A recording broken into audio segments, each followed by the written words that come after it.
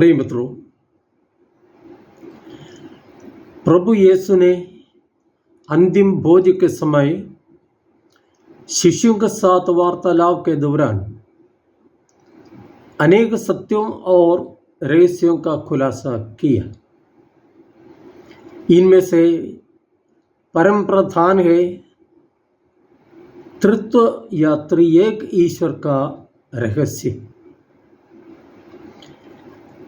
इस सत्य की विशेषता यह है कि यह मानव बुद्धि के परे है और समझाए जाने पर भी यह एक रहस्य ही रह जाता है। ईश्वर के आंतरिक जीवन पर थोड़ा सा प्रकाश डालते हुए प्रभु कहते हैं कि पिता और मैं एक है। मैं पिता में हूँ और पिता मुझ में है।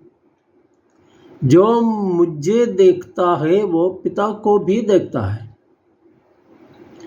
साधारण बुद्धि वाला मनुष्य पूछने लगता है, तो पिता और पुत्र में क्या फर्क है? पुत्र मनुष्य बना, पिता नहीं। पुत्र पीड़ा सहकर क्रूस पर मर गया, पिता नहीं। किंतु पिता सदा पुत्र के साथ था, पुत्र में था, पुत्र के साथ में है। यह कैसे संभव है?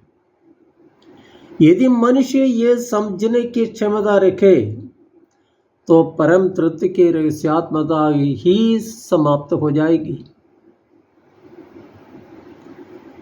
मनुष्य अपनी बुद्धि की सीमा समझ ले और जो रहस्योद्घाटन प्रभु ने किया उसको खुले दिल से विनम्र भाव से स्वीकार करें। तृत्व रहस्य एक गहराई, उसकी गहराई में जाने के बाद हमारे जीवन में इसका प्रभाव समझने का प्रयास करें।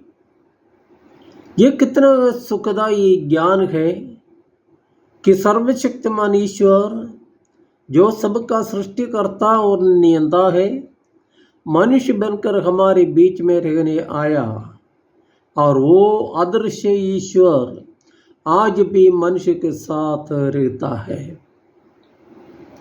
वो मनुष्य को अनाथ नहीं छोड़ता है, बल्कि उसमें निवास करता है, उसे संभालता है, उसकी रक्षा करता है, उसे प्यार करता है। और प्रभु कहते हैं, मेरा नाम लेकर तुम कुछ भी मांगो, मैं वही तुमको प्रदान करूंगा, ताकि पिता पुत्र द्वारा महिमान्वित हो। ये पिता पुत्र प्रेम हमारे लिए आशादायक और मार्गदर्शक है। इस अदृश्य असीम बुद्धि और शक्ति वाले करुणामय ईश्वर को हम अब्बा पिता कहकर पुकार सकते हैं। यह खुलासा भी प्रभु ने किया। ये भी नहीं, प्रभु ने स्पष्ट कर दिया कि पिता के पास पहुंचने वाला सुरक्षित मार्ग वो खुद है।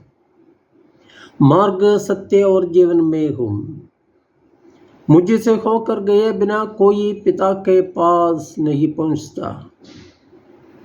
हम इस ईश्वरीय अनुभव को जीवन में उतारने का प्रयास करें। जय यीशु।